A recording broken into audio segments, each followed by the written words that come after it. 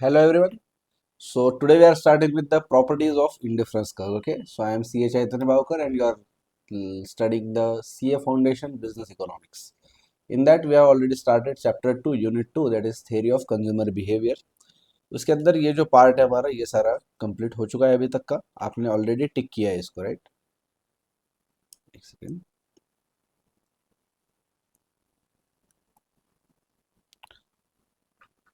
So right from this nature of human wants we have completed 2.1 2.2 से लेके 2.12 marginal rate of substitution तक हमने already complete कर दिया है अभी तक, right? So what we are going to start, we are going to start with properties of indifference curve. ठीक है, तो अभी तक जो पढ़ रहे हैं इंडिफरेंस कर्व उसके हमने को यहाँ पे प्रॉपर्टीज देखना है. चलो तो आप हेडिंग डालते हैं. हेडिंग डालो 2.13 प्रॉपर्टीज ऑफ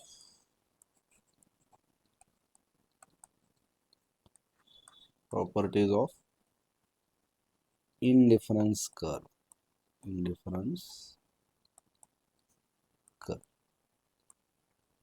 ठीक है, चलो तो लिखो पहली प्रॉपर्टी लिखो. First property. फर्स्ट, ये मेरे साथ ही लिखा तो भी चलेगा, कोई टेंशन नहीं. लिखो indifference curves. First property, indifference curves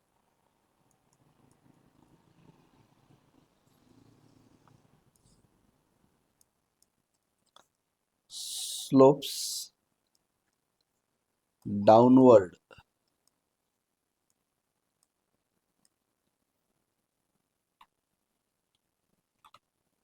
to the right. To the right.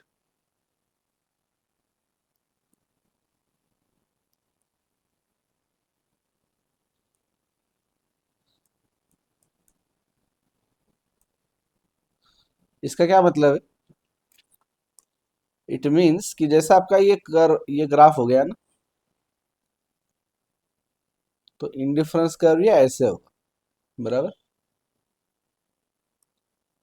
So it means that कि इंडिफरेंस कर्व कभी भी आपका ऐसे ऊपर की तरफ नहीं जाएगा. जब राइट को जाना है ना, तब ऐसा ऊपर की तरफ नहीं जाएगा. ये जब लेफ्ट टू राइट जाएगा तो ये हमेशा नीचे ही आएगा. वाई सो? ऐसा क्यों होगा? हमेशा नीचे ही क्यों आना चाहिए इसमें? ऊपर क्यों नहीं जा सकता है? क्योंकि बच्चों इंडिफरेंस कर्व्स के अंदर दो सब्स्टिट्यूटिंग कमोडिटीज है, एक दूसरे को सब्स्टिट्यूट कर रहे हैं. एक कमोडिटी की अगर क्वांटिटी बढ़ाएंगे तो दूसरे कमोडिटी की क्वांटिटी कम होने वाली है. दोनों कमोडिटी क्वांटिटी साथ में बढ़ने वाली है क्या? ना. यहाँ पे देखो आप, राइट की तरफ जाना मतलब क्या है? इस कमोडिटी की क्वांटिटी बढ़ाना है. गेटिंग मी और नॉट? राइट की तरफ जाना मतलब प्रोडक्ट वन की क्वांटिटी बढ़ा रहे हो आप. ऊपर की तरफ जाना मतलब क्या है? प्रोडक्ट टू या कमोडिटी टू की क्वांटिटी बढ़ा रहे हो आप. तो सोचो, जब राइट की तरफ जा रहे कमोडिटी वन की क्वांटिटी बढ़ा रहे, तो ये नीचे आ रहा है ना. नीचे आ रहा है मतलब क्या? कमोडिटी टू की क्वांटिटी कम हो रही है.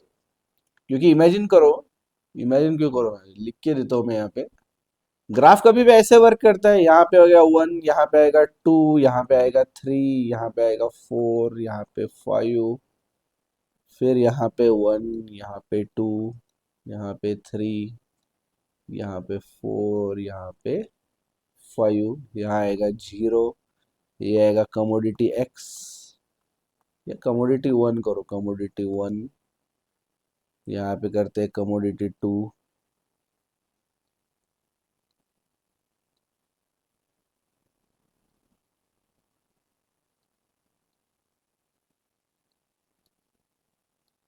कमोडिटी,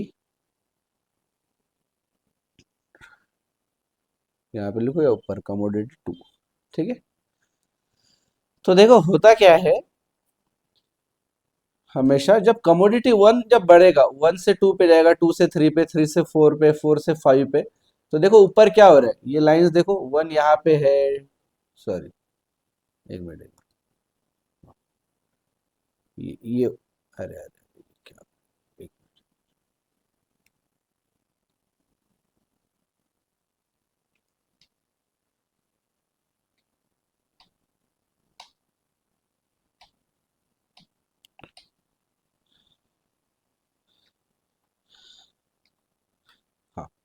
ये देखो, ये जो है ये वन यहाँ पे आ रहा है, ये अगर इसको मैं अगर ऊपर लेके हो तो ये टू यहाँ पे है, तो देखो जैसे जैसे कमोडिटी टू बढ़ रही है वैसे वैसे मेरा कमोडिटी, सॉरी सॉरी, जैसे जैसे कमोडिटी वन बढ़ रही है, मतलब हम राइट साइड की तरफ जा रहे हैं, वैसे वैसे कमोडिटी टू नीचे नीचे आ रही है।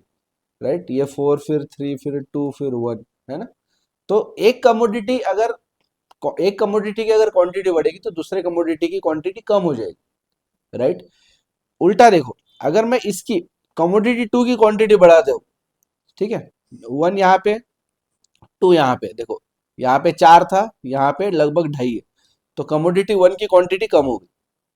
करेक्ट, जैसे जैसे मैंने कमोडिटी टू की क्वांटिटी बढ़ाई वैसे वैसे कमोडिटी वन की क्वांटिटी कम हो रही है। तो यहाँ पे लिखो बाजू में, since increase in quantity of commodity one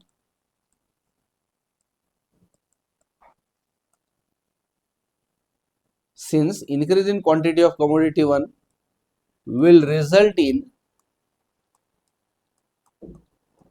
मुझे आगे लिखना है, result in dash dash in commodity to.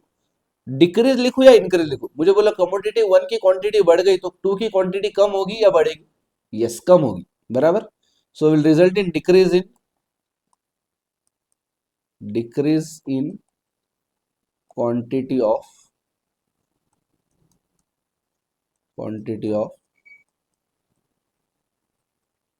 Commodity two and vice versa, and vice वर्सा मतलब क्या?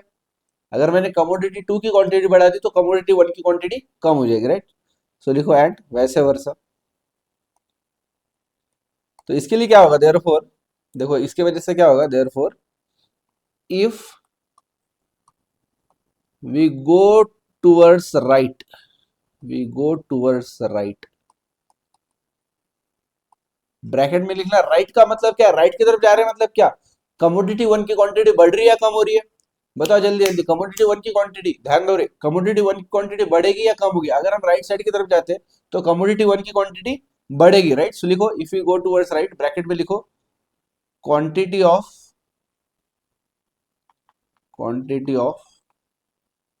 commodity two, sorry one, quantity of commodity one increases. अगर हमने कमोडिटी वन की quantity को इंक्रीज कर दिया, देन वी विल ऑटोमेटिकली, यहाँ पे नहीं लिखेंगे इसको, या ऑटोमेटिकली की जगह दूसरा कुछ लिखेंगे, वी विल गो डाउनवर्ड्स लिखो, we will go downwards, we will go downwards. Downwards मतलब क्या है बच्चों? हाँ मुझे बोलो, ये राइट साइड की तरफ गया मतलब तुमने बोला था कि कमोडिटी वन की क्वांटिटी बढ़ रही है। अभी यहाँ पे डाउनवर्ड्स आने का क्या मतलब है? यहाँ पे डाउनवर्ड्स आ गए, इसका मतलब क्या है, कमोडिटी टू की क्वांटिटी कम हो रही है। Correct, then we will go downwards, which means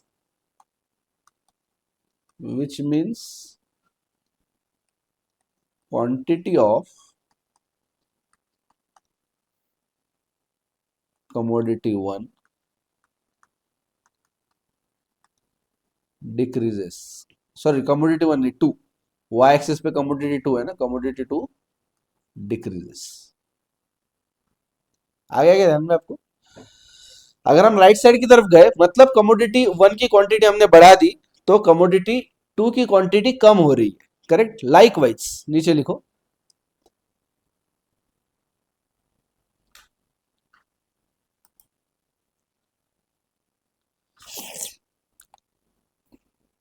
नीचे लिखो like wise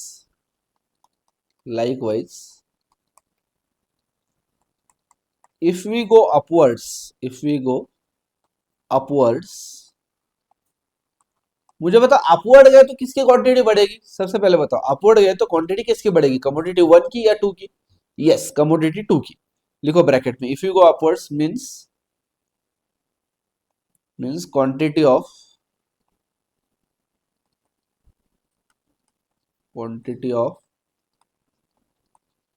commodity two increases, then we will go left. We will go left. Correct, left क्यों जाएंगे? क्योंकि कॉमोडिटी वन की क्वांटिटी कम होगी ना अभी। टू की अगर बढ़ गई तो वन की कम होगी, वन की अगर बढ़ गई तो टू की कम हो जाएगी, right? We will go left because quantity of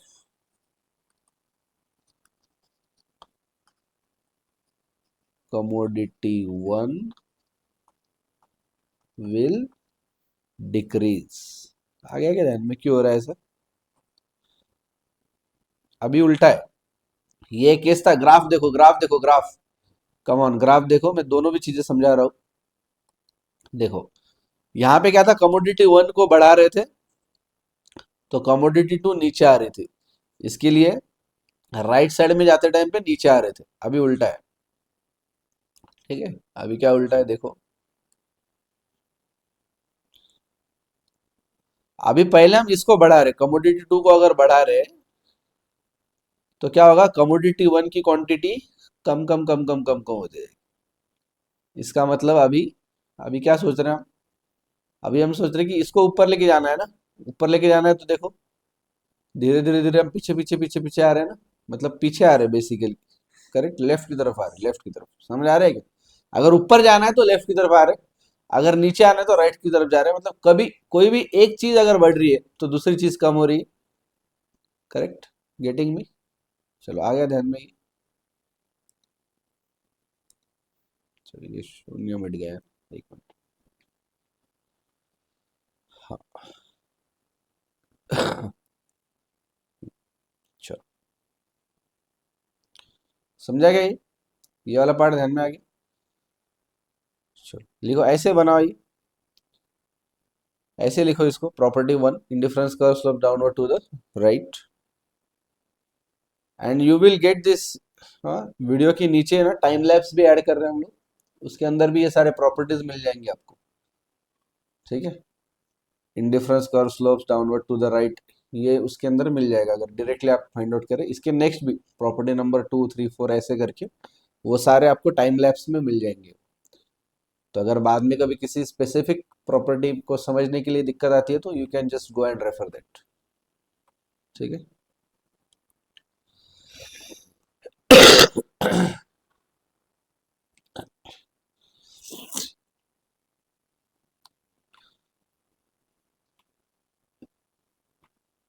ठीक है, चलो सेकंड प्रॉपर्टी लिखेंगे।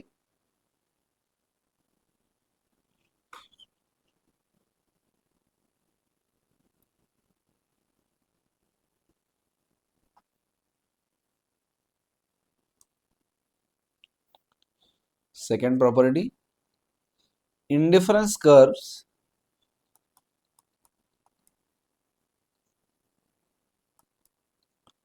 indifference curves are always convex to the origin, to the origin, ठीक है?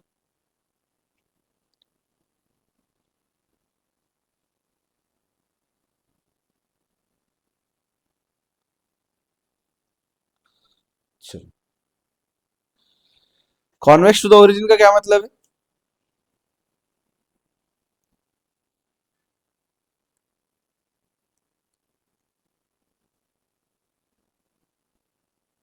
ये आ गया हमारा ग्राफ, ये आ गया ओरिजिन। ये जो जीरो होता है इसको ही बोलते हैं ओरिजिन। तो ओरिजिन को कॉन्वेक्स होगा मतलब ये ऐसा होगा कभी भी, ठीक है? इसको हम बोलते हैं कॉन्वेक्स। ये कभी भी ऐसा नहीं होगा, ठीक है? दोनों में निकाल लो यहाँ पे, एक काम करो, दोनों में निकालो,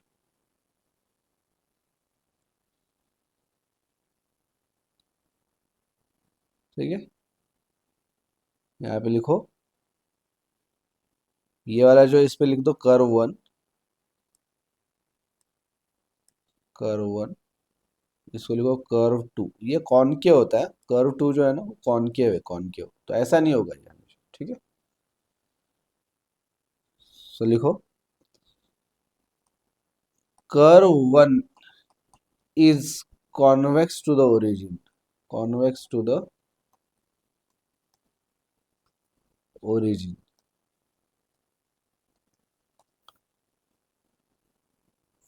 इंडिफरेंस कर्व्स, या ऐसे लिखो, ऐसी indifference curves are always convex to the origin. और नीचे लिखो एक negative statement, IC never be will never be like curve two, curve two के जैसा कभी भी नहीं होगा, ठीक है। चलो यहाँ पे लिखो, एक काम करो, यहाँ पे कर्व वन को करो राइट, ये राइट है, ये रॉन्ग, ऐसा कभी भी नहीं होगा। कर्व टू एक्चुअली कॉनकेव है, कॉनकेव। ये सर्कल के अंदर पढ़ा था हमने ज्योमेट्री में, 9-10 में था शायद, ये कॉनकेव कॉन्वेक्स, राइट। तो वो वैसा नहीं रहेगा। अब इसके अंदर ना और दो चीजें हैं, ये जो देख रहे हैं ना हम लोग,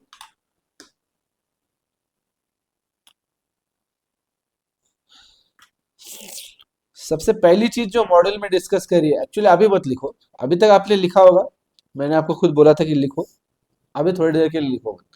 मैं क्या बोल रहा हूँ समझने की कोशिश करो। अभी तक आपने देखा था कि इंडिफरेंस कर्व के अंदर सब्स्टिट्यूशन है, करेक्ट। कमोडिटी एक्स और कमोडिटी वाई है, तो कमोडिटी एक्स अगर बढ़ेगी तो कमोडिटी वाई कम हो जाएगी, या फिर कमोडिटी एक्स अगर कम हो जाएगी तो कमोडिटी वाई बढ़ जाएगी। तो हमने देखा था कि इसके अंदर क्या है, सब्स्टिट्यूशन है बेसिकली, राइट।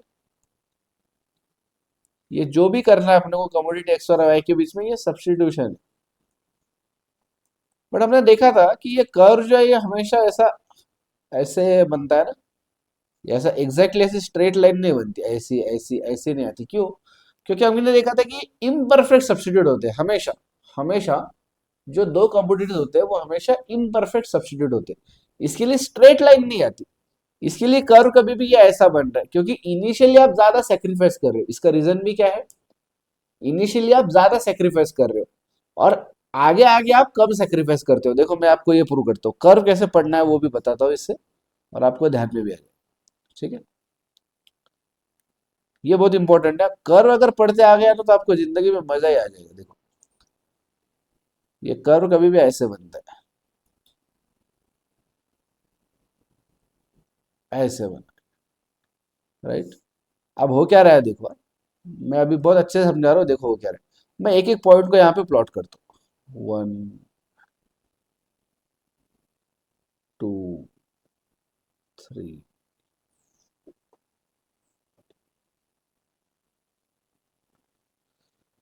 इसको वाई पे भी करेंगे, 1 2।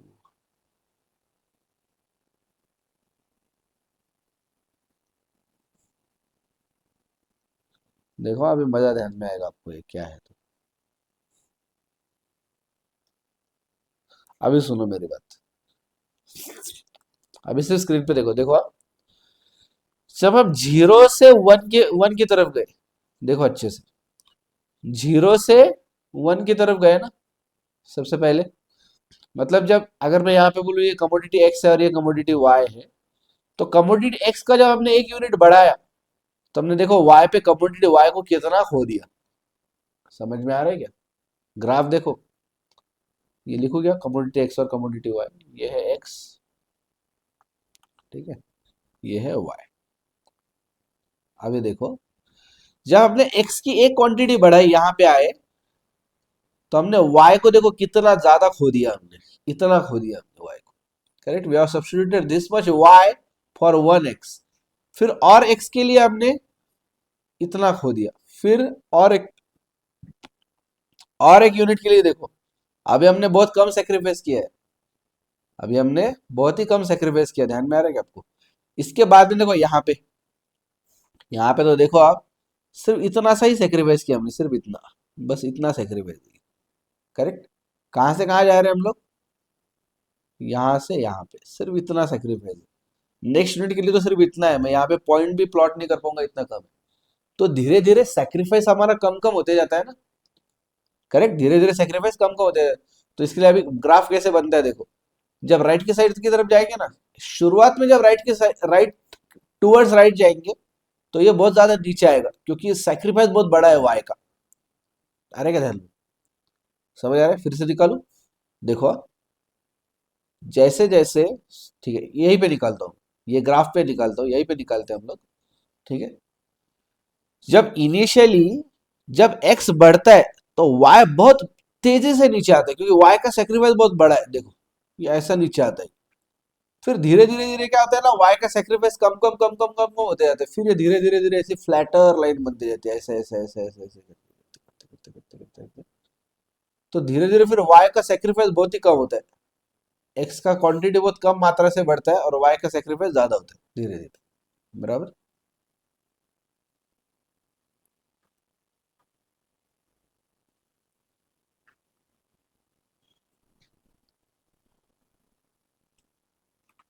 ठीक है, तो आएगा ये ध्यान में, धीरे धीरे एमआरएस हमारा कम कम होते जाता है, एंड सो हमारा इंडिफरेंस कर्व हमेशा राइटवर्ड डाउनवर्ड स्लोपिंग करता है, कॉन्वेक्स होता है। ये सब चीज ध्यान में आ गई। अभी इसके क्या बोलते हैं, इसके बेसिस पे मुझे आपको कुछ समझाना है। ये मैं मिटाता हूँ।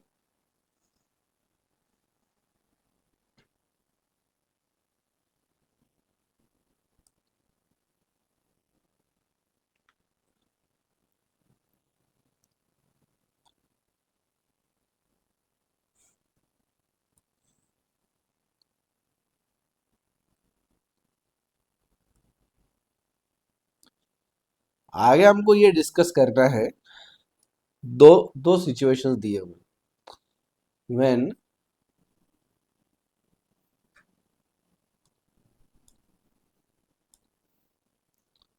When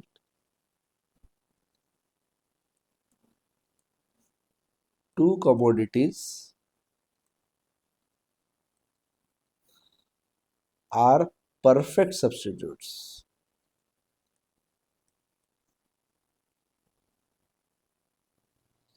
Substitutes. And when two commodities are perfect complements.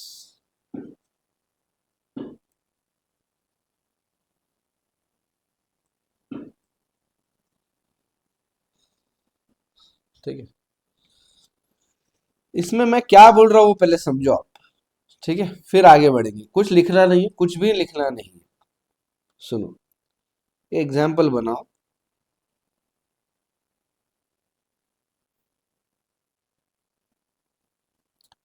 Commodity x है, कमोडिटी वाई।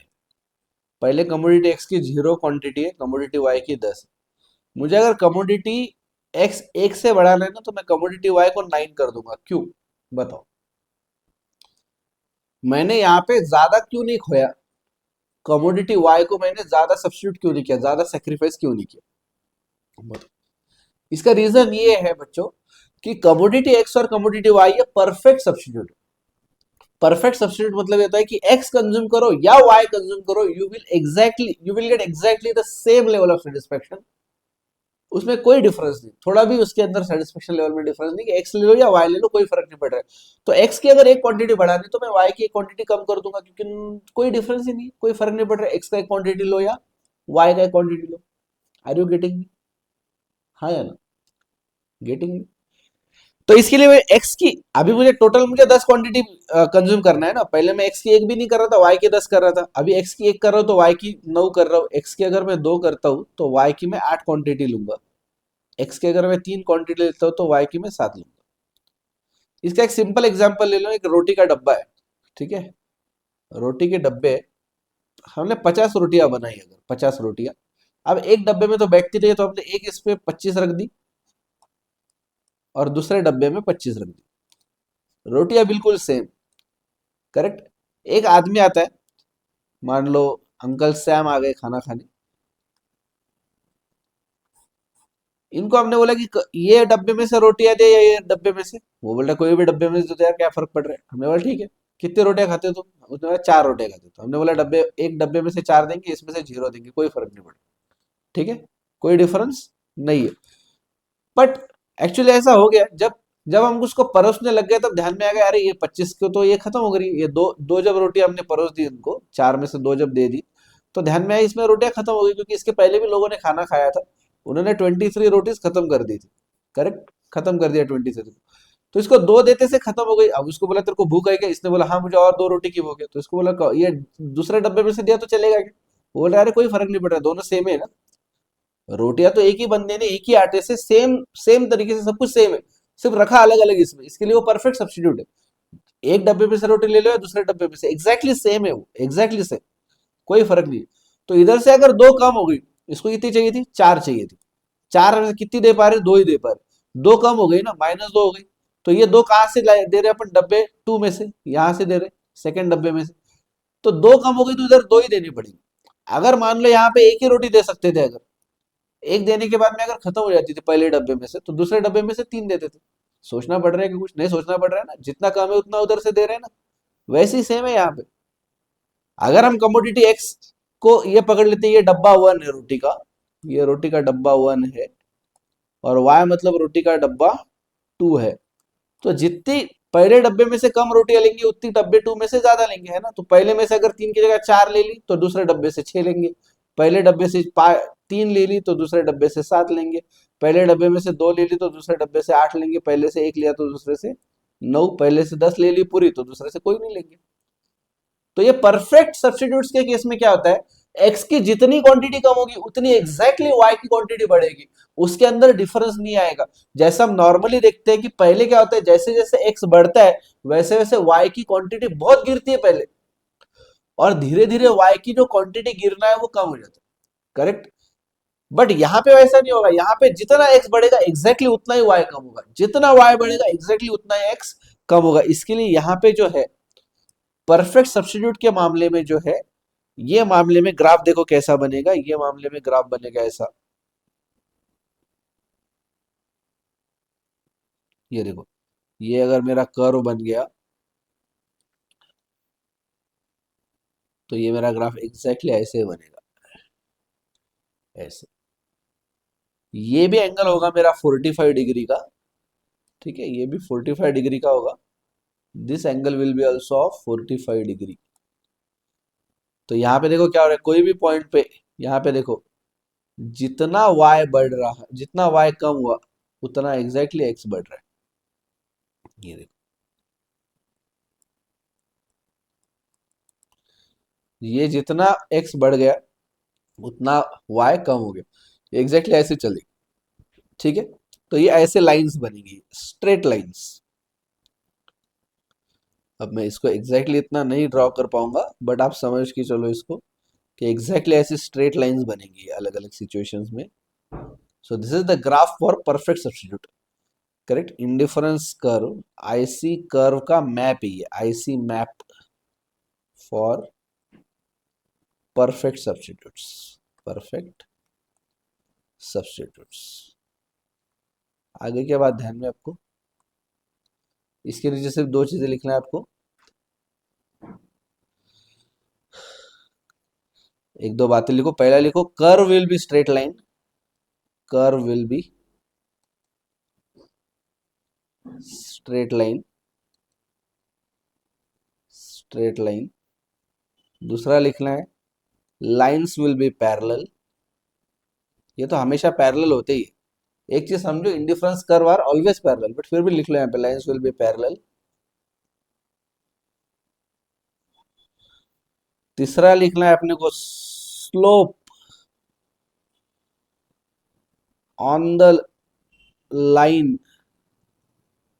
या कर्व, क्वेश्चन कुछ भी आ सकता है। स्लोप ऑन द लाइन और curve will be constant, will be constant. ठीक है, अभी ये ग्राफ मत निकालो, ये जो मैंने अभी बना रहा हूँ ये मत निकालो, मैं ये आपको समझाने की बना रहा हूँ। हमने आपको पढ़ाया था कि ये इस टाइप से था, इसके अंदर ऐसे कर्व था, हमेशा आपको अलग अलग जगह पे अलग अलग स्लोप मिलेगा, आपको बोला था अलग अलग पॉइंट पे अलग अलग स्लोप मिलेगा।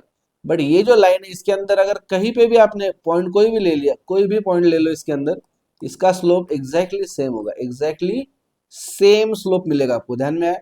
तो परफेक्ट सब्स्टिट्यूट के केस में आपको स्लोप एग्जैक्टली सेम मिलता है, ओके, कांस्टेंट रहेगा वो, स्लोप में कोई बदलाव नहीं आएगा, ठीक है। Will be the slope on the line और कर्व विल बी कांस्टेंट। इसका मतलब क्या है, चौथा, MRS marginal rate of substitution, MRS will be constant, will be constant। क्या बात कर रहे हो आप सर, सही है कहीं, ऐसा होता है क्या कहीं?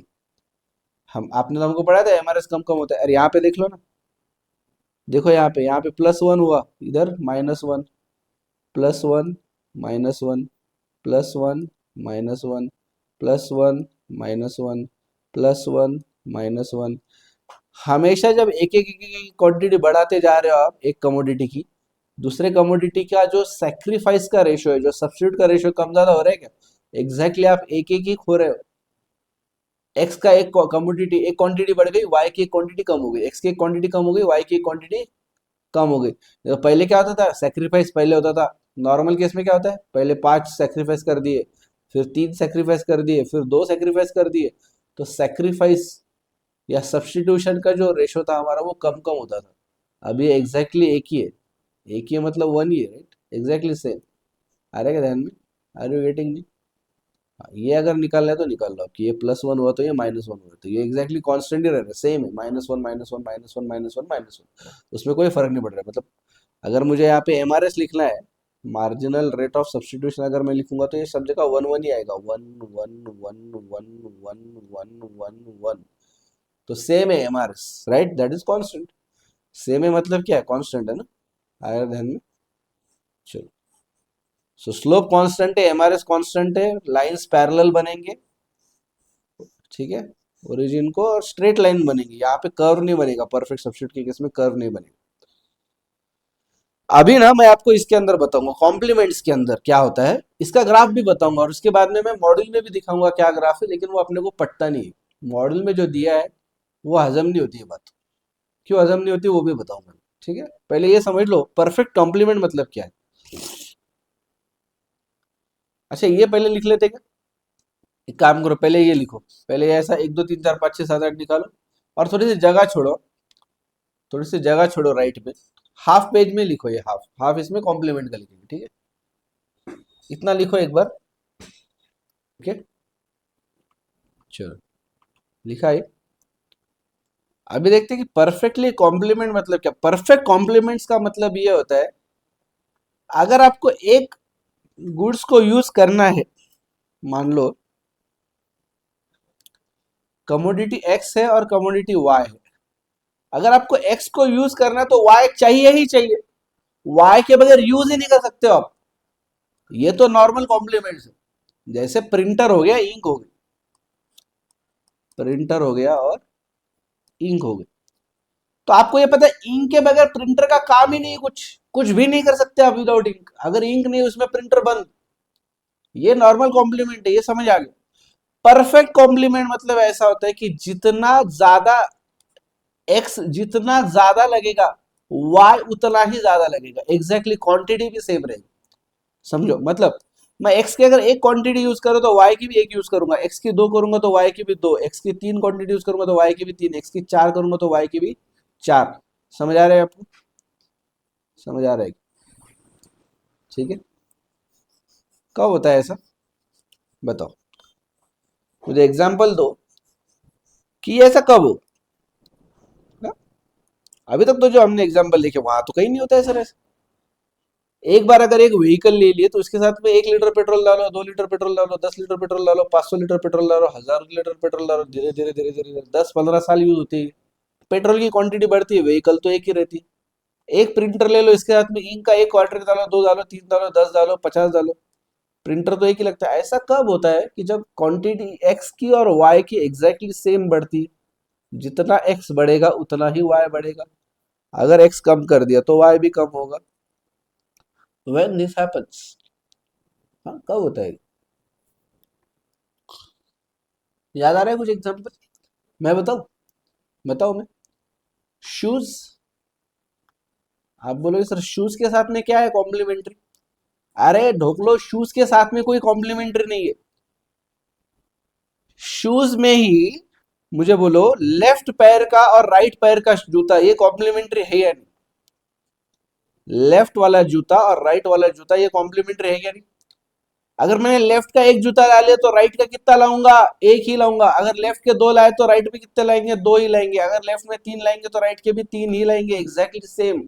अगर इसमें मैंने कोई और प्लस वन ला लिया, चौथा ला लिया मैंने इसमें, तो क्या मैं लेफ्ट का एक जूता और राइट का एक पहला वाला जूता इनका कॉम्बिनेशन बना के पहन सकता हूँ क्या? ऐसा कॉम्बिनेशन नहीं जमेगा ना। कलर अलग, स्टाइल अलग, सब कुछ अलग रहेगा। तो जो जूते का लेफ्ट मेरे पास है वही जूते का राइट मेरे पास चाहिए। द कंपनी मूवी देखी क्या शाहिद कपूर की? शाहिद कपूर की द कंपनी मूवी देखी क्या आपने? द कंपनी या ऐसी कोई नाम है उसका, आई थिंक द कंपनी।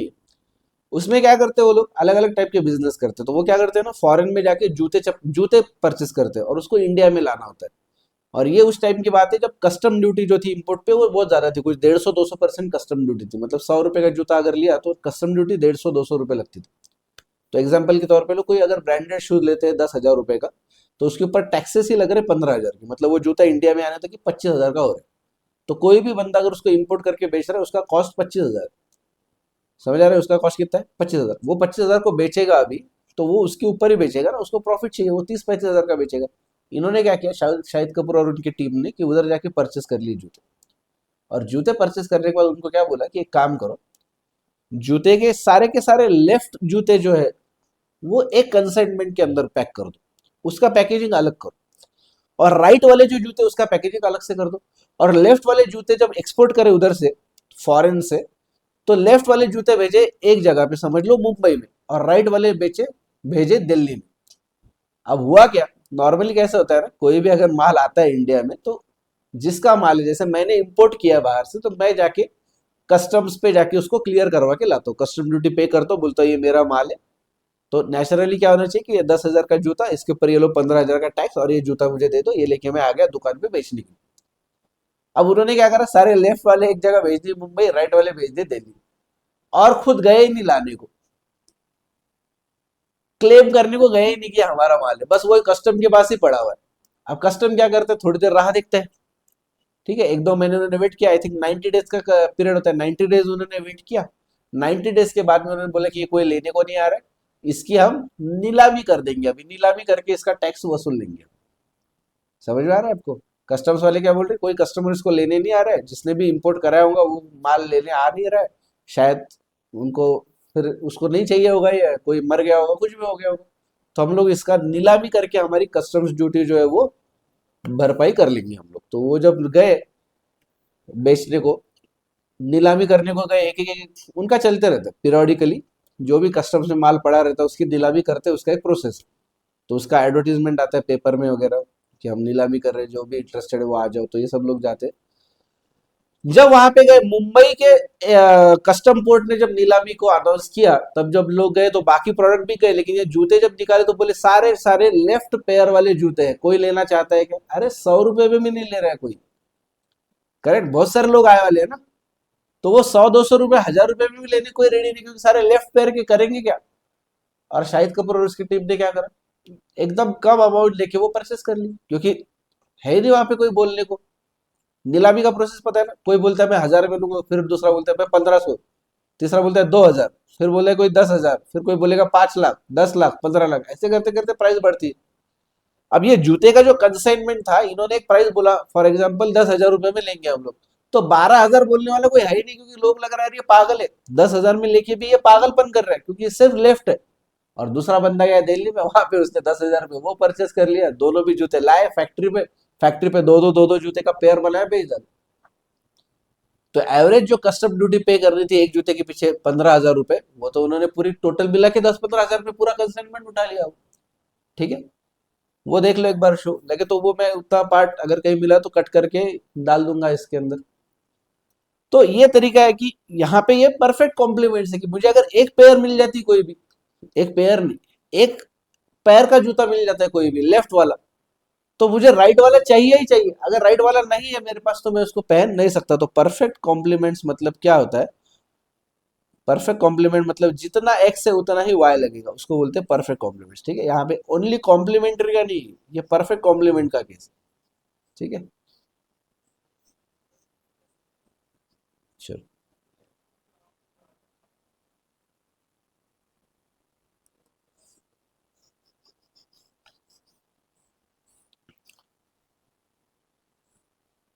ठीक है, अगर ये लिखा होगा तो अभी मेरे साथ लिखना चालू करो। when two complements are perfect when two commodities are perfect complements, उसमें उसके अंदर नीचे लिखो perfect complements means, perfect complements means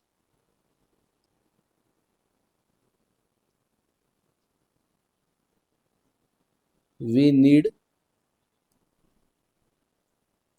both the commodities, both the commodities in exactly same quantity, in exactly same quantity। जैसे example ले लो shoes का, shoes left leg right leg, 1 1 2 2 3 3, sorry 4 हो गया नहीं एक सेकेंड, ये हो गया 2 3, ये हो गया 4, तो 4। अगर मैंने 5 लेफ्ट पैर के लिए जूते तो 5 राइट पैर के लूंगा, 6 अगर लिए तो ये भी 6 लूंगा। तो देखो यहाँ पे ये अगर +1 हुआ ना तो ये भी +1 हो रहा है, ये अगर +1 हुआ तो ये भी +1 हो गया, ये अगर +1 हो गया तो ये भी +1 हो गया, ये अगर +1 हो गया तो ये भी +1 हो गया, ये अगर +1 हो गया तो ये भी +1 हो गया। तो इसके अंदर सब्स्टिट्यूशन का तो बात ही नहीं, सब्स्टिट्यूशन की बात ही नहीं है। अगर x बढ़ गया तो y भी बढ़ेगा। इस केस में कैसे आएगा देखो, ये इस केस में ग्राफ कैसे बनेगा, ये 0 से स्टार्ट होगा, ये 1 2 3 4 5 6 ऐसे जाएगा। क्यों? क्योंकि यहाँ पे अगर ये 1 पे है तो ये भी 1 पे रहेगा। करेक्ट, ये पॉइंट आएगा। ये अगर मैं 2 पे लेके जाऊंगा तो ये भी 2 पे है, तो ये पॉइंट बन जाएगा वो, ये .3 बन जाएगा, ये .4। तो ग्राफ ऐसे बनेगा। आ गया क्या ध्यान में? ठीक है, ये समझ आ गया क्या आपको? अभी मैं क्या बोल रहा हूँ वो सुनो मेरी बात। एक्चुअली परफेक्ट कॉम्प्लीमेंट का कर्व ऐसे बनता है, एक्चुअल में परफेक्ट कॉम्प्लीमेंट का कर्व ऐसे बनता है। अपने इंस्टीट्यूट ने क्या किया यहाँ, ये 1 1 वाला है ना, इसको नाम देते हैं, समझ लो ए, इसको नाम देते हैं बी। हमारे इंस्टीट्यूट ने क्या कर दिया, ए का एक कर्व अलग बना दिया, ये ऐसे टाइप में, ये ऐसे टाइप पे। एक मिनट,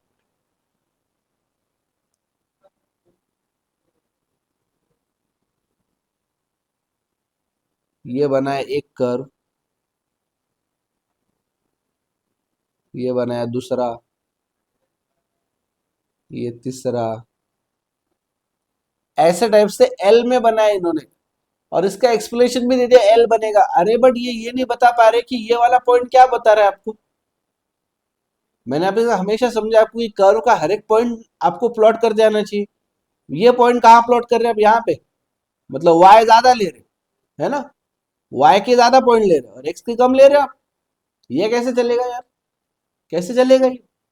या फिर ये पॉइंट अगर मैं बोलूं, ये पॉइंट की अगर मैं बात करूं, तो एक्स इतना ज्यादा ले रहे हो और वाई सिर्फ इतना ही ले रहे हो, ये कैसा चलेगा ये नहीं चलता है।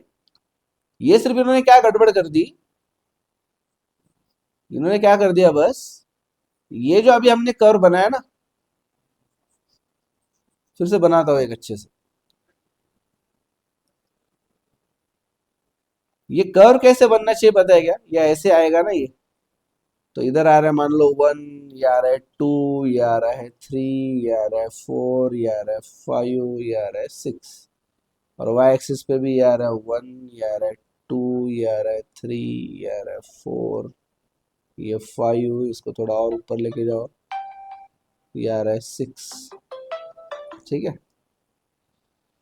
तो इन्होंने क्या करना चाहिए था कि एक एक पॉइंट, ये एक प्लॉट यहाँ पे हो गया, ये सेकंड वाला यहाँ पे प्लॉट हो गया, ये थर्ड वाला यहाँ पे प्लॉट हो गया है, ये फोर्थ वाला यहाँ पे प्लॉट हो गया।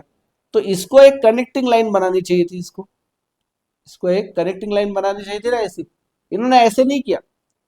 ऐसे ना करते इन्होंने क्या किया, हर एक पॉइंट पॉइंट में से एक अलग अलग कर्व बनाई। क्यों किया आई डोंट नो, मुझे सही में इसका रीजन नहीं पता चला। मैं ये बहुत ढूंढा इसको।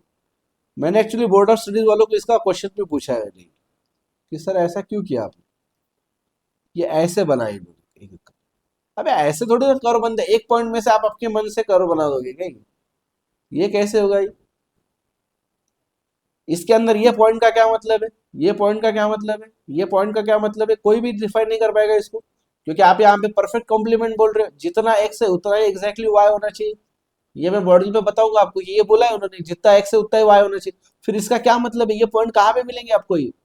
करेक्ट, इसमें तो एक्स और वाई मैच ही नहीं कर रहा है। ये पॉइंट पे देख लो, ये पॉइंट देखो, ये पॉइंट देखो, अभी के लिए ये पॉइंट, यहाँ पे वाई कितना है मुझे बताओ, ये पॉइंट पे वाई कितना है, 4।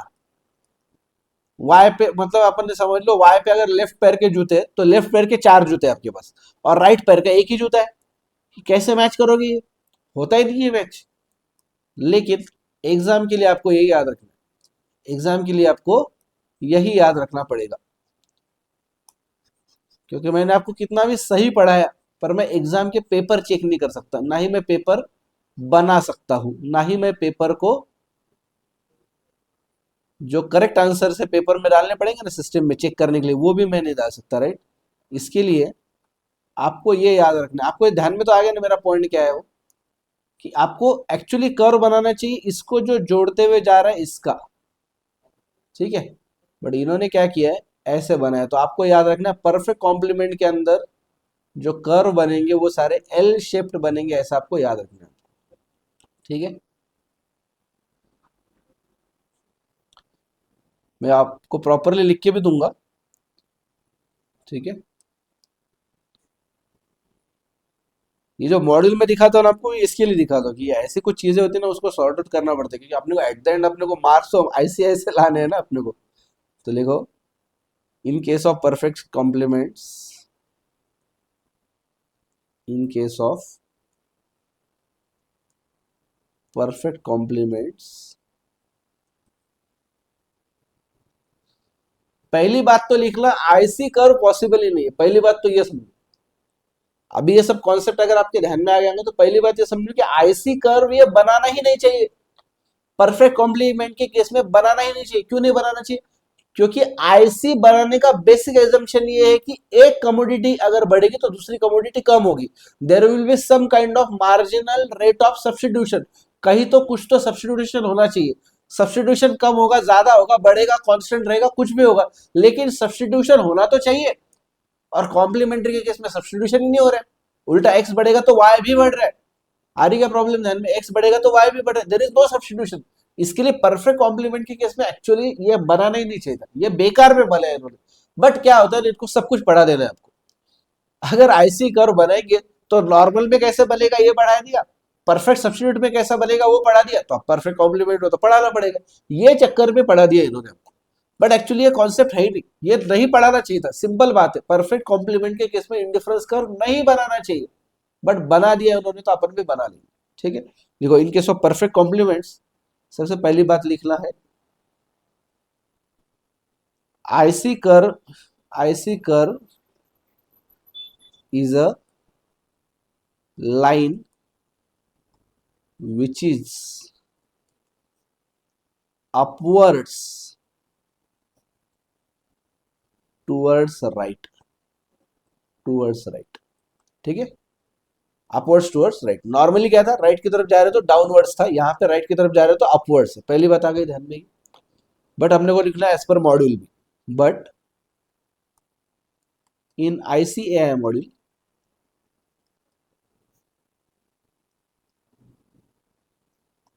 they have drawn, they have drawn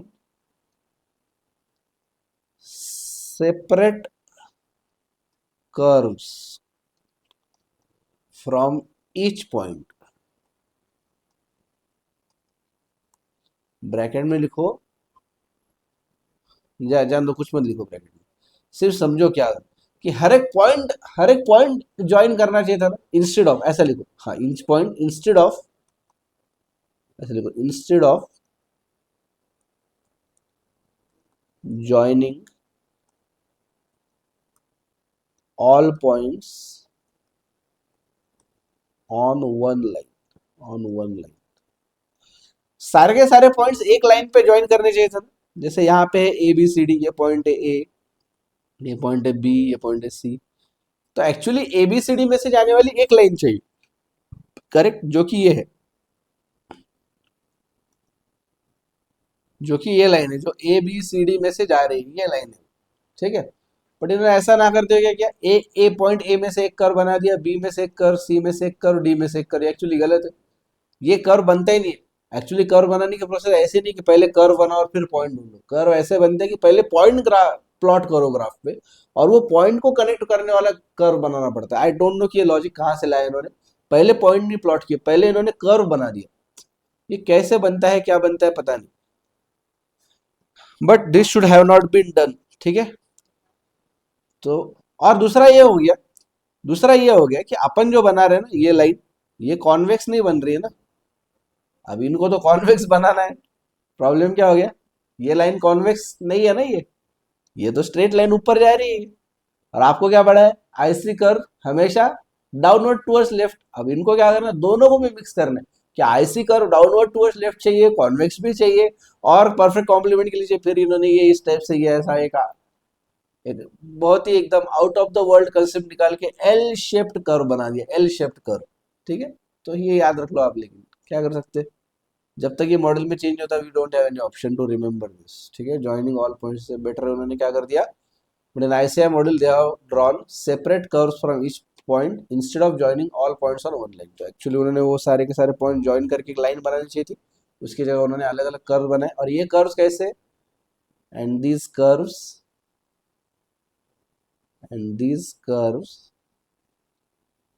R L shaped, L shaped, ठीक है। तीसरा, हियर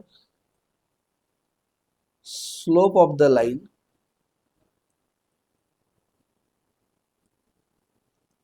और MRS इज हाईलाइटेड, इसमें अलग पेन में कैसे भी लिख लो, लेकिन याद रखो ये इज इनडिटर्मिनेट, इनडिटर्मिनेट,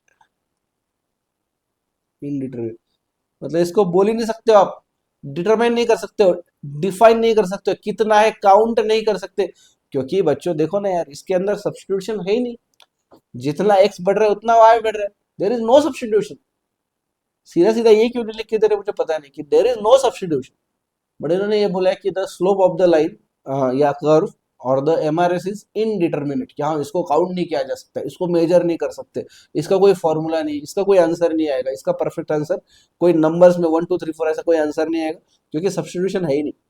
देख लो आप, जितना जितना एक्स बढ़ रहा है उतना उतना वाई बढ़ रहा है, नो सब्स्टिट्यूशन इज देयर, ठीक है। तो इसके लिए वो इनडिटर्मिनेट है, बट ये याद रख लो यार सब कुछ, कि कर्व कैसा है, एल शेप्ड है, स्लोप या MRS कैसा है, इनडिटर्मिनेट, ठीक है, ये याद रख लो, ये आंसर देने के लिए याद रखो, ठीक है।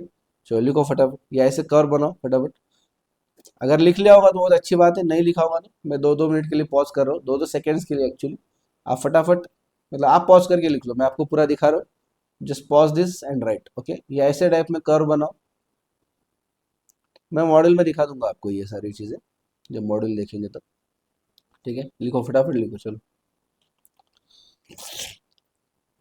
अब हो गया अपना, इसके बाद की जो प्रॉपर्टीज है वो बहुत सिंपल है और बहुत जल्दी हो जाएंगी अपनी, तो इतना कुछ टेंशन नहीं है।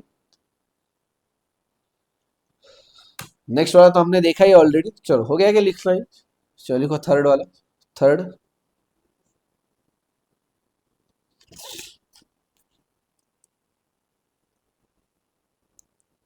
थर्ड लिखो, indifference curves, indifference curves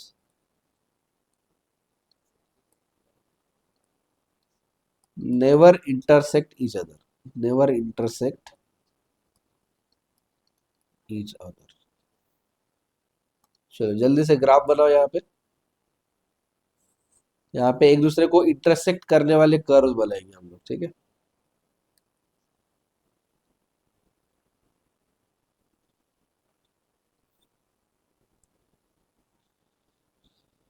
ये हो गया IC1, ये हो गया IC2, और बाजू में लिख लो, यहाँ पे एक बड़ा सा काट मारो इसको कि ऐसे नहीं बनेगा कभी भी, ठीक है।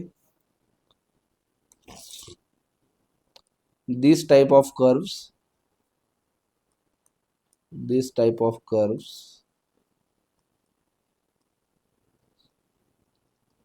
विल नेवर फॉर्म, ऐसे कर्व्स कभी बनेंगे ही नहीं, ठीक है, कभी नहीं बनेंगे ऐसे curves.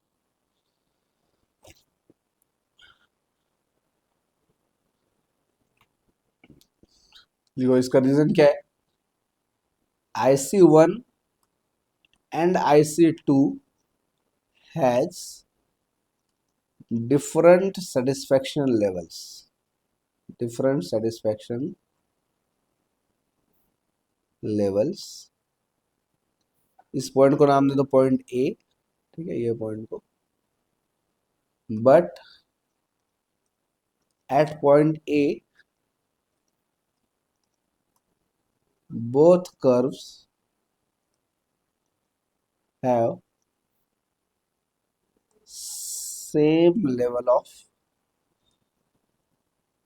satisfaction, which is impossible, impossible and absurd, absurd मतलब पागलपन है, absurd, ठीक है। therefore it is not possible, ठीक है। तो ये कर्व्स कभी भी इंटरसेक्ट नहीं करेंगे एक दूसरे को, ठीक है। लिख लो, ये फटाफट लिखो इसको, ठीक है। ये लिखना हो गया कि अपन फोर्थ प्रॉपर्टी लिखेंगे।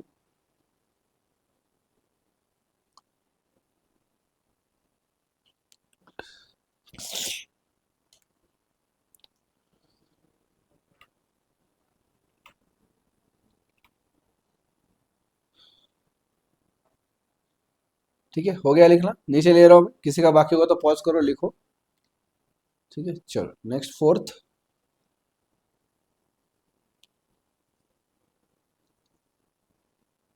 Higher indifference curve, higher indifference curve represents higher level of satisfaction, higher level of satisfaction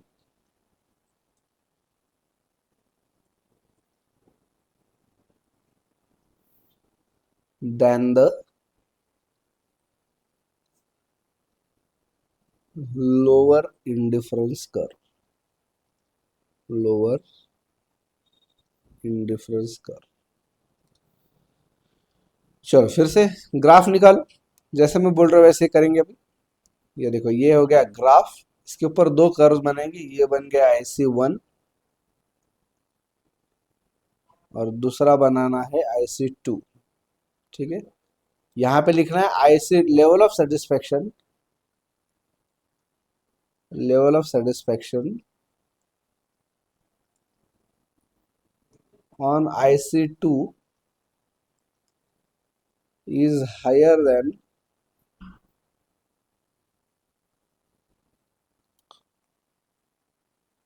level of satisfaction on IC1, ठीक है। ये तो सिंपल है, क्योंकि हमने देखा था कि जैसे जैसे ओरिजिन से दूर जाते वैसे वैसे सेटिस्फेक्शन लेवल बढ़ता है, राइट। जैसे जैसे ओरिजिन की तरफ आते वैसे वैसे सेटिस्फेक्शन लेवल कम कम होता है। तो जितना दूर उतना सेटिस्फेक्शन ज्यादा, जितना ओरिजिन के पास में उतना सेटिस्फेक्शन लेवल कम। तो क्या बोल रहे हैं यहाँ पे, IC2 gives more satisfaction as compared to IC1। तो जो हायर कर्व है वहां पे ज्यादा सेटिस्फेक्शन लेवल होगा, जो लोअर कर्व है वहां पे सेटिस्फेक्शन लेवल होगा कम, ठीक है। The last one, I think last year,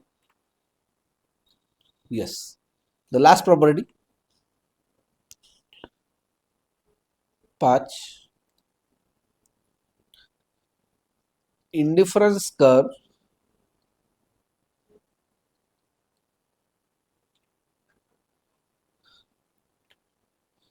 indifference curve will not touch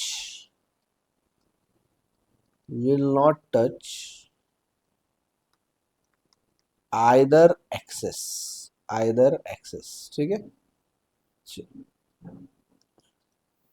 simple अपना ग्राफ निकालना है, बीच में कर्व निकालना है। देखो अभी तक जो कर्व बने हमने ऐसे बनाए सारे, IC1 बाजू में लिखो, IC1 will neither touch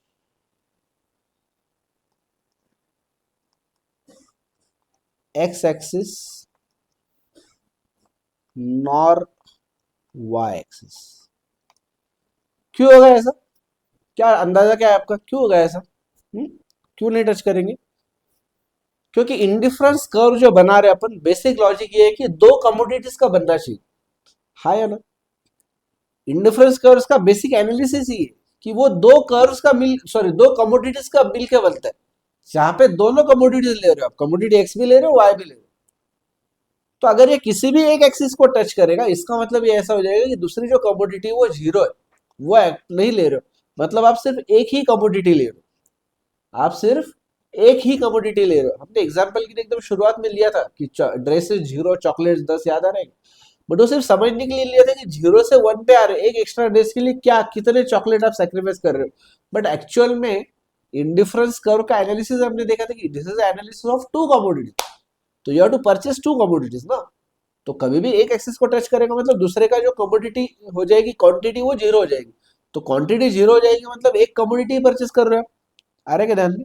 कैसे हो रहा है ये दिखाता हूँ एक बार, इस पे आ जाओ, ग्राफ पे आओ एक बार।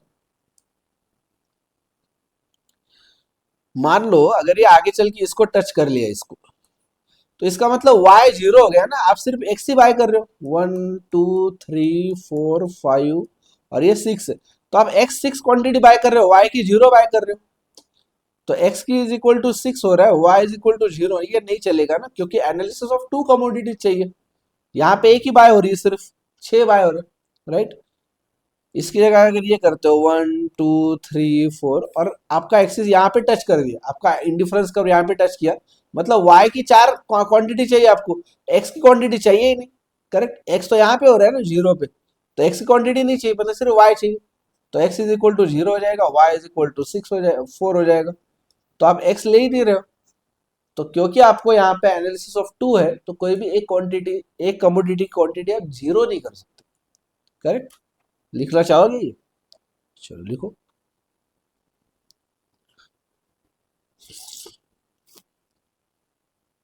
IC indifference curve analysis. IC analysis is of two commodities. Two commodities.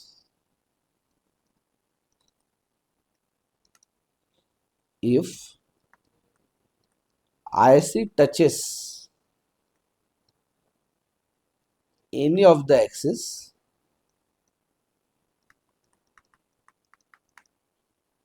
it means that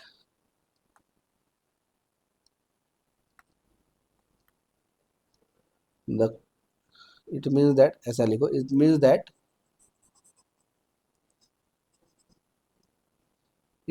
that अरे दे that t चाहिए हमें, it means that you are buying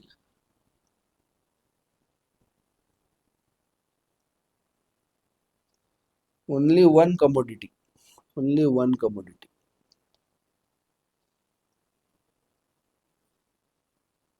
and the quantity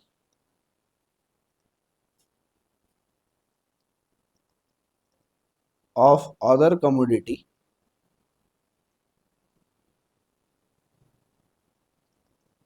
is zero। ठीक है, तो इसके लिए ये नहीं चलेगा, कोई भी एक्सिस को टच नहीं करे, and so it is not allowed, it is not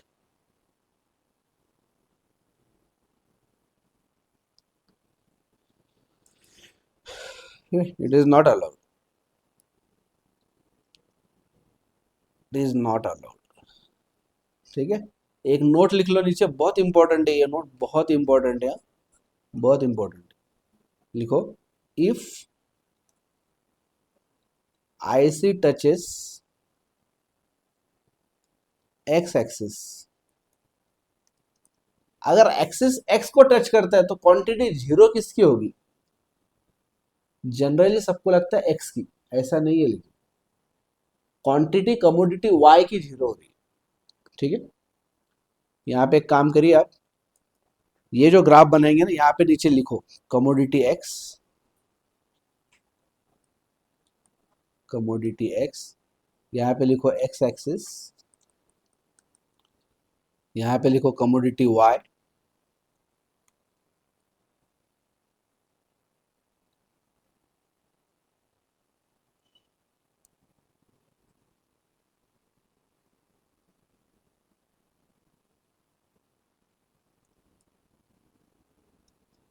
commodity Y, और यहाँ पे हम लिखेंगे वाई एक्सिस। ठीक है, अभी सुनो मेरी बात बहुत अच्छे से, ध्यान देके 1 मिनट ध्यान देके सुनो, बाकी जिंदगी भर याद रहेगा आपको। अगर मैं यहाँ पे ये एक्सिस टच कर गया ना, तो इसका मतलब होता है मैं इतना एक्स बाय कर रहा हूँ, इतना एक्स बाय कर रहा हूँ, but I am not buying Y, क्योंकि वाई पे मैं ऊपर नहीं हूँ कहीं पे भी, करेक्ट, ये जीरो पे हूँ।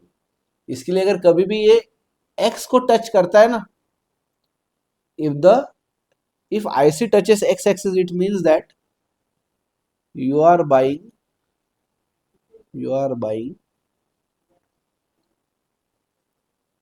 only y, sorry, you are buying only x, full stop करके आगे लिखो क्वांटिटी ऑफ y, ये बहुत इंपॉर्टेंट नोट है, quantity of y is zero.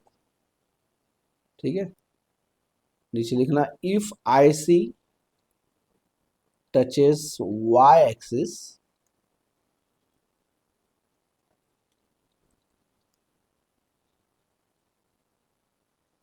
you are buying only y, quantity of x is zero. तो ये हमेशा बात समझ, हमेशा सब लोग इसी में कंफ्यूज हो जाते हैं। सबको ऐसे लगता है कि अगर ये x को टच कर गया मतलब x जीरो हो गया, बट ये x जीरो नहीं होता है, क्योंकि x ऐसे है, 1 है, 2 है, 3 है, 4 है, तो ये 5 क्वांटिटी ले रहा है। जीरो होता है y, क्योंकि y 1 है, 2 है, 3 है, 4 है, तो x पे हो गया मतलब ये y जीरो आ गया यहाँ पे। ठीक है, और जब उल्टा होता है ना, ये ऐसे, ये ऐसे आता है ना, तो यहाँ पे होता है 1 2 3 4, तो ये 4 क्वांटिटी परचेस कर लिया y की, यहाँ पे x जीरो हो जाता है। ठीक है, x जीरो हो जाता है, तो यही पे कंफ्यूजन ज्यादा होता है, and you will remember this. ठीक है, चलो, okay, so with this we are done with the properties of indifference curve. In the next video we will see the budget line, right? चलो आओ अपने कंटेंट के पेज पे आओ हम लोग।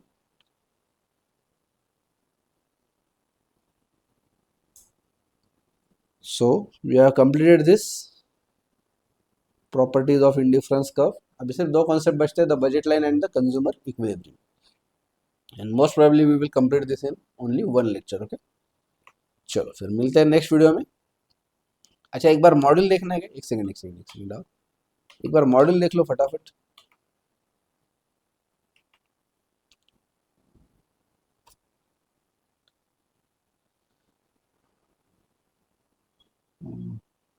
एक मिनट, यस, दिख रहा है मॉडल?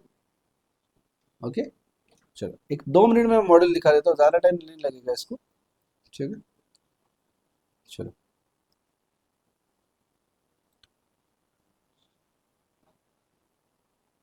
ये देखो properties of indifference curve, the following are the main characteristics और प्रॉपर्टीज ऑफ इंडिफरेंस कर्व। कुछ भी आने तो क्वेश्चन, कैरेक्टरिस्टिक या प्रॉपर्टीज एक ही चीज है। The first one is indifference curve slopes downward to the right, वही लिखा है ना कि this property implies that the two commodities can be substituted for each other, and when the amount of one good in the combination is increase, मतलब x की क्वांटिटी अगर हमने बढ़ा दी, the amount of the other good that is y is reduce, तो y कम होता है ना, x बढ़ाया तो y कम होता है, y बढ़ाया तो x कम होता है, and that is why it is downward towards right. ठीक है, नेक्स्ट देखो, indifference curves are always convex to the origin, मैंने आपको समझाया कॉन्वेक्स मतलब ये ऐसे होता है, कॉनकेव मतलब ऐसा होता है, तो द ओरिजिन की तरफ ये कॉन्वेक्स है। ठीक है, उसकी पीठ है, ओरिजिन की तरफ उसकी पीठ है। ठीक है, और उसका रीजन ये है कि वो इम्परफेक्ट सब्स्टिट्यूट होते हैं, इम्परफेक्ट सब्स्टिट्यूट। नॉर्मली कोई भी दो कमोडिटीज ये इम्परफेक्ट सब्स्टिट्यूट होगी। इसके लिए शुरुआत में जब एक कमोडिटी बढ़ेगी, शुरुआत में एक्स बढ़ेगा तो मैं वाई ज्यादा छोड़ूंगा, लेकिन जब धीरे धीरे मैं एक्स्ट्रा एक्स लूंगा तो मुझे और एक्स्ट्रा एक्स चाहिए, ये चाहत कम हो जाएगी, यानी कि उसकी मार्जिनल यूटिलिटी कम हो जाएगी। अभी मैं y ज्यादा छोड़ने के लिए रेडी नहीं रहूंगा, क्योंकि x की मार्जिनल यूटिलिटी कम हो चुकी है, और क्योंकि x की मार्जिनल यूटिलिटी कम हो चुकी है, मैं ज्यादा y को नहीं छोड़ सकता। इसके लिए मैं धीरे धीरे y का सैक्रिफाइस में कम कम करते जाता हूँ, y का सब्स्टिट्यूशन में कम कम करते जाता हूँ, एमआरएस मेरा कम कम होता है। इसके लिए धीरे धीरे धीरे क्या होता है, सबसे शुरुआत में मैं बहुत जल्दी नीचे आता हूँ, एकदम से ढाप धड़ाम करके नीचे आता है, बट धीरे धीरे धीरे वो कर्व फ्लैटर फ्लैटर फ्लैटर होते जाते हैं, नीचे वो फ्लैट होते जाते हैं, राइट। और फिर यह है कि टू एक्सट्रीम सिचुएशन भी उन्होंने बोली कि when two goods are perfect substitutes of each other the consumer is completely indifferent, है ना, परफेक्ट सब्स्टिट्यूट रहेंगे मतलब उनको कोई फर्क ही नहीं पड़ता।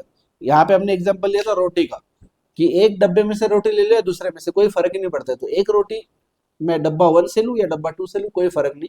तो इसके लिए डब्बा 1 में से एक एक रोटी कम होगी, डब्बे 2 में से एक एक रोटी बढ़ते जाएगी, वो एग्जैक्टली सेम रहेगा, quantity will be exactly same, marginal rate of satisfaction, sorry, substitution, marginal rate of substitution will be exactly same, slope on the line will be exactly same, that is constant। कोई भी point उठा लो curve के ऊपर से या उस line के ऊपर से, कोई भी पॉइंट उठा लो, उसका जो स्लोप ऑफ द लाइन होगा वो एग्जैक्टली सेम होगा, राइट। देखो आगे लिखा है उन्होंने, the consumer is completely indifferent as to which to consume and is willing to exchange, मतलब कौन सा कंज्यूम करना है और कौन सा एक्सचेंज करना है, उसके लिए उसको कोई फर्क ही नहीं पड़ रहा है, इनडिफरेंट है वो, उसको वो चूज नहीं कर सकता है, वो एग्जैक्टली सेम है। सो 1 यूनिट ऑफ एक्स पर 1 unit of Y, his indifference curve for this goods are therefore straight, straight line होती है, parallel lines with a constant slope, हमने दोनों में लिखा है कि स्ट्रेट लाइन है, पैरेलल लाइंस है, एंड कांस्टेंट स्लोप है अलोंग द कर्व, और the indifference curve has a constant MRS, marginal rate of satisfaction, sorry substitution भी कांस्टेंट होगा। और ये केस जो आपने बोला था कि ये कोई ध्यान में नहीं आ रही, करेक्ट, ऐसा क्यों किया इन्होंने, वो केस देखो, goods are perfect complements when a consumer is interested in consuming this only in fixed proportion, तो सेम इसमें वो लेना चाहता है, ऐसे इसमें इन्होंने एक्स और वाई का एग्जांपल लिया है। इसका कर्व देखो नीचे, ये वाला जो है कर्व,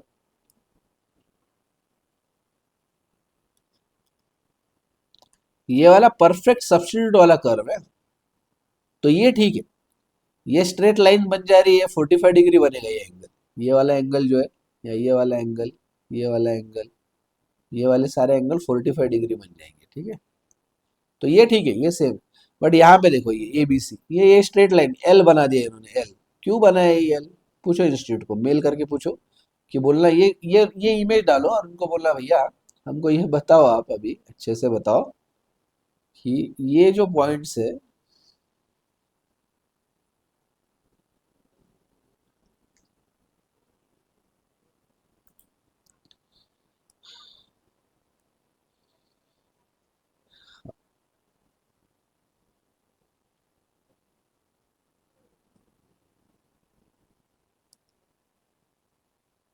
ये जो पॉइंट है अभी, ये इसका क्या मतलब है बोलना, ये वाई की इतनी क्वांटिटी ले रहा है और एक्स की इतनी ले रहा है, ऐसे कैसे चलेगा बोलना, क्योंकि आपने तो बोला कि सेम प्रोपोर्शन में रहना चाहिए, फिर ये पॉइंट का मतलब क्या, या फिर ये पॉइंट जो है, या इन्होंने बोला है, ये सी पॉइंट इन्होंने प्लॉट करके दिया है, ये इसका क्या मतलब है बोलना, ये क्यों लाया तुमने। ठीक है,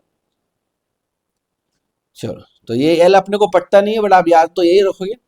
ठीक है, और हाँ, यहाँ पे एक लाइन आपको दिखाने की थी ना, वो इनडिटर्मिनेट वाली, एक मिनट, हाँ, एक इंटरेस्टिंग फैक्ट बोल रहे, ये एवरी नहीं है, ये पिछले बैच में एक जन ने ये क्वेश्चन पूछा था, बोले सर ये एवरी क्या होता है, ये तो हमने कभी पढ़ा नहीं, बोले सर ये एवरी हो सकता है, बोले ये क्या है? ये ऐसा नहीं, ये अ वेरी, ऐसा है, ये गैप होना चाहिए। A very interesting fact about this about this is that in the case of perfect complement के केस में क्या है, the marginal rate of substitution that is MRS is undefined. हाँ, अनडिफाइंड या इनडिटर्मिनेट, हमने इनडिटर्मिनेट लिखा, वो एक ही है। एमआरएस कैसा है, अनडिफाइंड है। एक तो अनडिफाइंड बोलो इसको, या इसको बोलो इनडिटर्मिनेट। इनडिटर्मिनेट एक ही बात है, ठीक है। ऐसा है कि क्योंकि एक्चुअली वो है ही नहीं, सब्स्टिट्यूशन है ही नहीं, राइट। नेक्स्ट देखो, indifference curves can never intersect each other. ये तो हमने पहले भी देखा था, इंडिफरेंस कर्व एनालिसिस के टाइम पे मैंने आपको ये लिख के दिया था, क्योंकि ये प्रॉपर्टीज आगे, बट उसका मेन क्रक्स भी तो पता होना चाहिए। तो तभी आपको बोला था मैंने कि IC1 IC2 दोनों का इंडिफरेंस कर्व का जो सेटिस्फेक्शन लेवल होता है वो अलग अलग होता है, और जब वो एक दूसरे को इंटरसेक्ट करते हैं इसका मतलब क्या होगा, कॉमन जो पॉइंट आएगा वहां पे इंडिफरेंस कर्व का सेम आ जाएगा satisfaction level, and that is not allowed ना, ऐसा होगा नहीं। नेक्स्ट फोर्थ है, indifference curve represents a higher level of satisfaction than the lower. तो हायर वाला indifference curve higher satisfaction level बताएगा, लोअर वाला indifference curve lower satisfaction level, वो सिंपल है। And next, indifference curve will not touch either axis, क्योंकि कोई भी axis touch करेगा तो दूसरी जो कमोडिटी उसकी क्वांटिटी हो जाएगी zero, and that is not allowed, ठीक है। तो next the budget line will be, we will be studying in the next lecture, okay. चलो तो अभी के लिए रुकते हैं, मिलेंगे नेक्स्ट वीडियो में। अभी के लिए बाय बाय।